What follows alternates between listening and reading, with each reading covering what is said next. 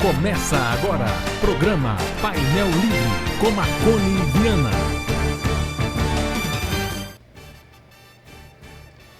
Olá, boa noite. Estamos começando mais um programa Painel Livre aqui pela TV Vale.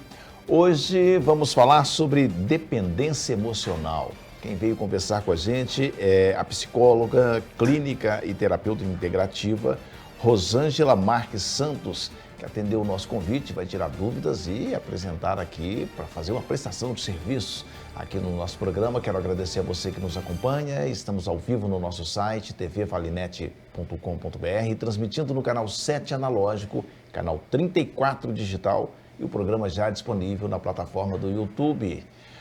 Rosângela, que prazer em recebê-la. Seja bem-vinda, boa noite. Boa noite, é um prazer meu. Estamos aqui para servir aí o que for necessário. Então, deixa eu falar um pouquinho de você, né? Conte um pouquinho da sua trajetória.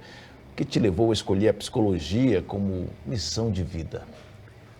A psicologia entrou na minha vida um pouco mais tarde do que o costume, né? O pessoal logo faz o colégio e escolhe uma profissão e segue, né? A minha já veio com 35 anos, então já foi bem mais distante.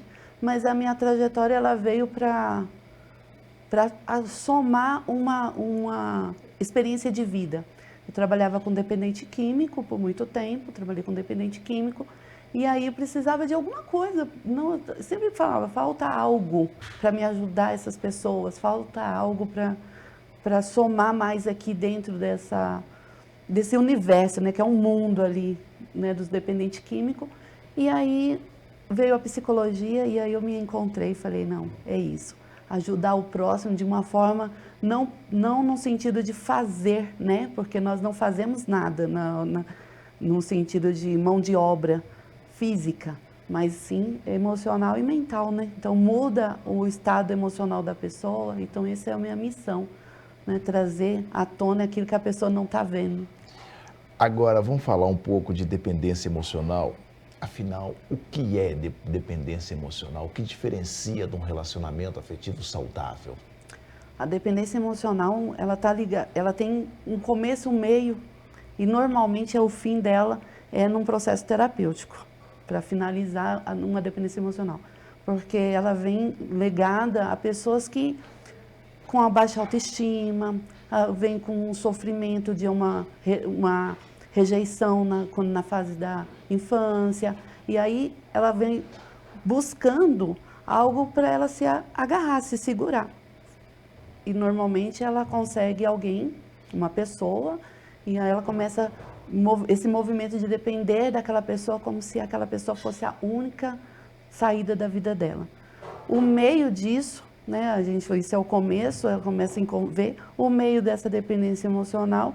É o contrário do saudável. Uma vida saudável, você está ali, cada um vivendo o seu, mas vivendo em conjunto. Na dependência emocional, ela não vive o seu, ela vive o do outro, né? Esse é o meio ali, ela nunca é ela ou ele, né? Porque tem tanto dependência emocional, tanto do homem quanto da mulher.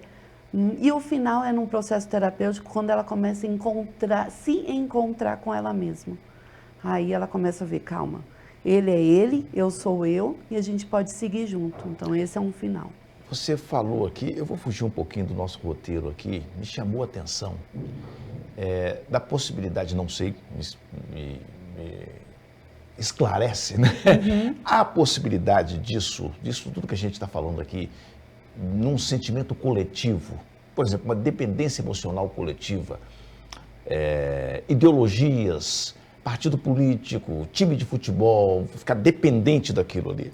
Sim, vamos voltar que o que faz uma dependência é um faltante, é algo que a pessoa teve ali de falta. Então, para preencher esse vazio, esse faltante, ela encontra um mecanismo de ajuda ali, no modo de entender dela, inconsciente, ela está equilibrando. Então, sim, o vício também vem, né? Você falou futebol, isso, o vício mesmo, a bebida, ou a droga, o álcool, também tem a mesma raiz, tá? Quais são os principais sinais que uma pessoa que que demonstra que a pessoa está vivendo uma relação marcada por dependência emocional? Anulação.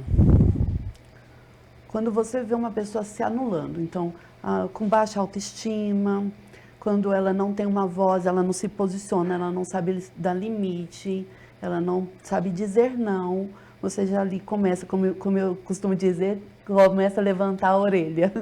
Fica de orelha em pé, que aí já é ali um início, ou já está ali pelo meio. O que é que causa uma dependência emocional? Sua prática clínica aí com seus pacientes, o que é que você observa? Na maioria, a rejeição, lá na infância. Né? Não é uma regra, tá? Mas a criança foi muito amada. Ela foi muito amada por uma pessoa e, de repente, ela perdeu essa pessoa. Ela se sente abandonada, vem um sentimento de rejeição. Né? Pode se sentir rejeitada pela vida. Por que levou essa pessoa que eu tanto amei? Ou realmente é um abandono mesmo. A pessoa, né, na fase da infância, a criança, né, começa a ser deixada de lado. E esse vazio, né, vou voltar, que eu chamo ele de faltante.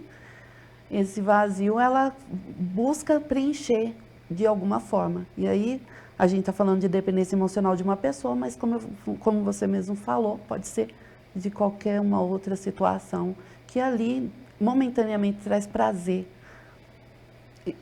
Prazer meio sórdido, a gente mas sempre traz. fala de dependência emocional, sempre remetendo a uma questão amorosa. Isso. Né? É a regra, não. É um princípio, né? É um princípio, porque... Tem outras formas de dependência emocional? Tem a forma, por exemplo, hoje a gente já vê que as pessoas, quando ela começa a desenvolver uma dependência emocional, ela começa a buscar uma identidade que ela não se encontrou. Então, ela pode... Eu estava até conversando com a moça ali, falando sobre... Hoje, as pessoas estão se identificando como um animal. É uma forma de uma dependência, é um faltante que ela está ali buscando suprir. É muito longe do que a gente já está acostumado a ouvir, mas é bem por esse caminho. Eu vi algumas notícias, principalmente lá no Oriente, né? O pessoal no Japão querendo se transformar em cachorro. Uma coisa absurda. Aí a gente tem que lembrar que lá, culturalmente, existe uma forma de criar os filhos, cada um independente e tal. Então, uma solidão muito grande. Lá é o maior número de casos de suicídio. Então, você começa a ver que a identidade que eles estão buscando é uma identidade para preencher esse vazio mesmo, né? Agora, você acredita no autoconhecimento como um caminho de transformação? E de que forma o processo terapêutico pode ajudar uma pessoa a romper padrões de dependência emocional? Total. O autoconhecimento para qualquer área da sua vida, né? Você vê um profissional, como pessoa, como amigo, como família. O autoconhecimento, ele vai ali, porque quando você começa a saber quem de fato você é, né?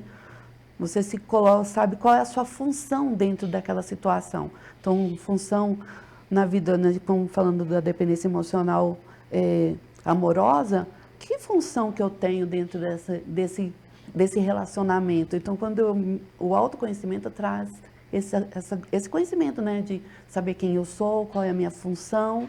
E o processo terapêutico, ele leva você a encontrar esse caminho.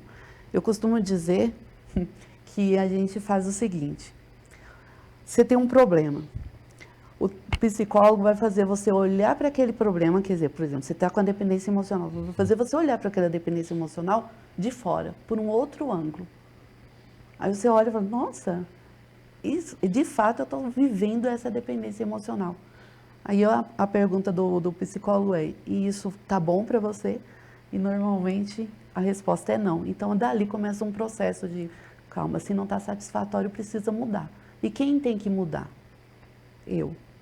E aí o processo terapêutico vai andando, criando forma e impactando quem está ao redor. Eu tenho um dizer que diz assim, quando eu mudo, tudo muda. Você disse logo lá no início dessa conversa nossa, você estava falando que o fim disso é a terapia, né? É muito difícil chegar à terapia, porque é muito difícil da pessoa entender que ela está em dependência emocional. Como é que se descobre isso? Como é que uma pessoa chega? O que é que leva uma pessoa a te procurar? Normalmente não é por esse caminho de sou dependente emocional. Ela não consegue tem essa consciência. essa consciência. Ela vem porque ela está, por conta da baixa autoestima, aí começa a ficar antissocial. Então ela começa a não querer se relacionar com as pessoas ao redor. Então ela começa um estágio, né, o primeiro estágio de depressivo. Então ela começa a ficar se isolando. Então ela vem por conta disso. E aí a gente encontra no meio disso a causa. É lá que vai descobrir. Normalmente não se descobre antes. Apesar que hoje a gente, né, na palma da mão, a gente tem muitas coisas. Hoje as pessoas já falam, olha, dicas, né, sinais que você está dependente emocional. A pessoa fala, eu tenho, nossa, eu... Só que enquanto olhar ali e tomar uma decisão de ir ao psicólogo, tem um caminho aí para percorrer. Quero falar um pouquinho sobre o papel da fé nesse tratamento, mas eu vou deixar para o próximo bloco. A gente está falando aqui com a Rosângela Marques Santos, debatendo a dependência emocional, ela que é psicóloga, clínica e terapeuta integrativa. A gente vai fazer um rápido intervalo, voltamos já.